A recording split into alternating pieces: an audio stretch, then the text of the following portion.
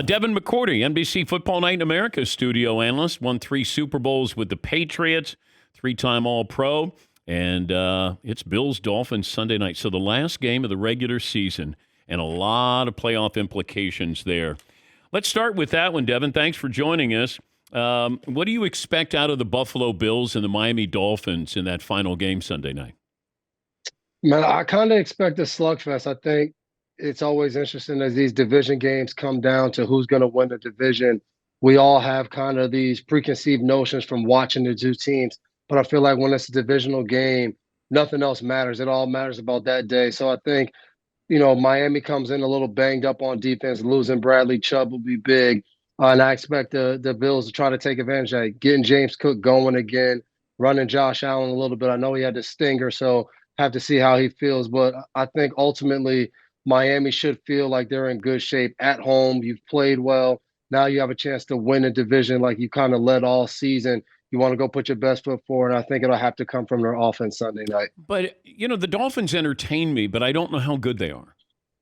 All season long, I still don't know. Do you? I don't. And I think for them, they have to try to find that confidence and that edge to say, like, hey, I know what we are. It's been up and down. We've only beaten one good team in Dallas, and Dallas's, record on the road has been pretty bad this year. But now if we just go beat Buffalo, we can play a home game. We win the division. We can do everything that's in front of us. But if they get stuck on all the narratives of what they haven't done, I think they can, that'll put them in trouble Sunday night. When you get blown out, now this is a team that blew out Denver, scoring 70, and then the Ravens were kind of piling on a little bit. How does that feel as a professional? If you're in Miami, are you taking offense that the Ravens are still throwing the football while they're up by 4 touchdowns? I mean, you can, but you shouldn't, because if you don't want them to do it, stop it. But I think it's different. I think for San Fran, they got trounced by Baltimore, but they have played well all year against good teams, bad teams. They had some injuries and had a 3-game losing streak, but I think they had the confidence to know, like, all right, that was a bad game. We're going to go rebound and play well next week in Washington, and they did. I think for Miami to lose a game like that, the way they did against another good football team, I think it shocks them a little bit and stuns them and punches them right in the face, because it's like, all right, last week we got over this hump, and now not only did we lose, we got blown out. So now we got to find another way to kind of get back on our feet and go out there and play against a team that's really hungry to prove that they had this really bad stretch and everyone thought they were done. And now here they are with a chance to get in the playoffs, and nobody will want to play Josh Allen and the Bills in the playoffs. When you rest in Week 18, I mean, it's tricky because you don't want somebody to get hurt, but you also kind of want to keep that momentum or have that playoff mentality. So if you're the Ravens, they may not play Lamar Jackson. I don't know if the Cowboys are going to have everybody play. The 49ers have everybody play. You have been in that situation before.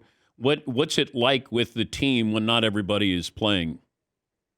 Yeah, I've never had to make that decision as a coach, but I think from a player standpoint, the games and the teams that I've been on, when we said, hey, we're going in and we're playing, and sometimes we played a half, sometimes we played the whole game.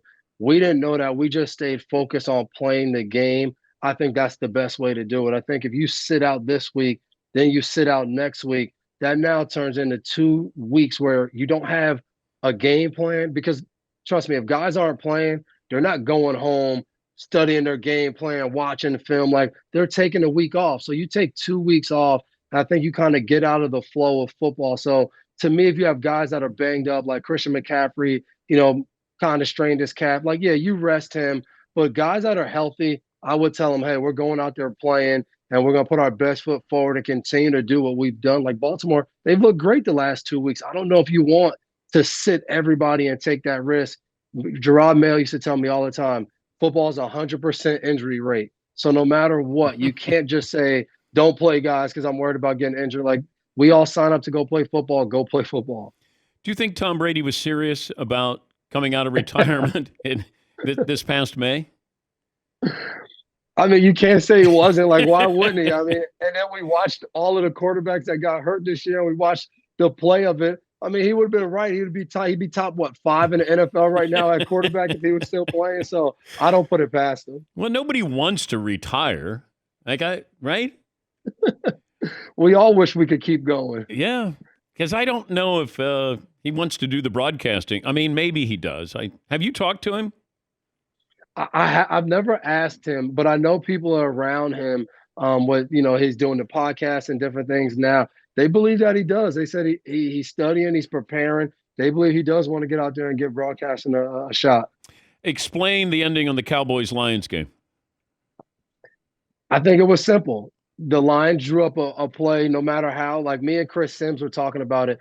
He feels like you shouldn't be able to kind of, you know, go against the spirit of a rule. And I'm like, no, like if it's within the rules, you should be able to do it. And to me, the Lions drew up a great play in a key situation.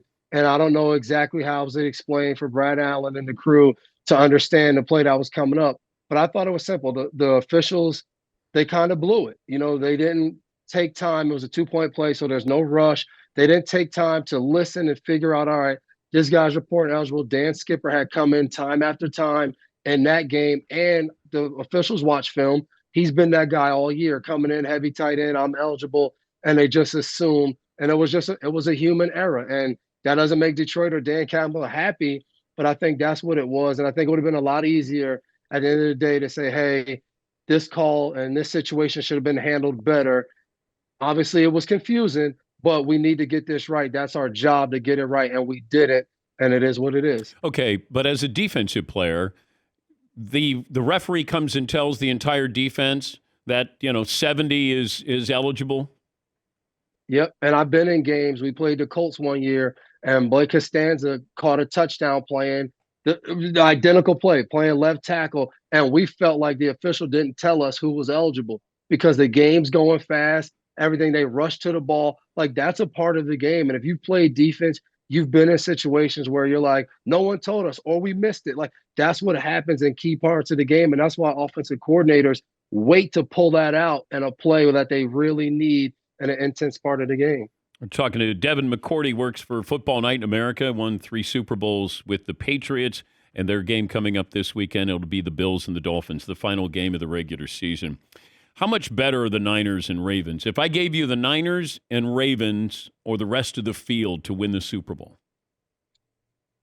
I would take those guys by, right now, I would say a pretty long shot. I think once you get into playoffs and, how it works out, that can change. But I think from just watching the games, how they've kind of come about, these two teams all season have been, two of the better teams. And I think these, last few games of the regular season, they've kicked it up a notch to really try to go in a playoff form. So I don't really think anybody in those two divisions are close. I say those two conferences, are close to, Baltimore and San Francisco. What's wrong with the Eagles?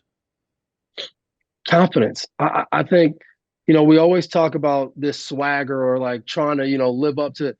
And it comes from doing something day in and day out. And this team, from the beginning of the season, hasn't been able to be in the form that they want. And early in the season, they continue to say, we got to keep getting better. We're going to keep progressing.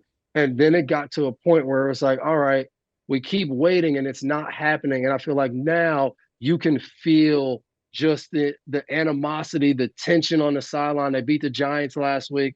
I don't know what Devonta Smith and Sirianni's talking about on the sideline, but they're wrapping the game up, and these two are going back and forth.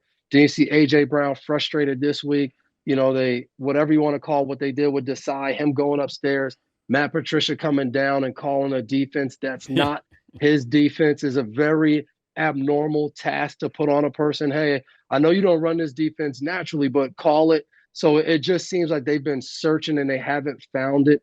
And we've been waiting to see, can they get one win that kind of gets them going, and then to go lose this past week. Seems like that could be the end of the Philadelphia Eagles this year. All right. I'm going to let you have the floor to talk about Rutgers football.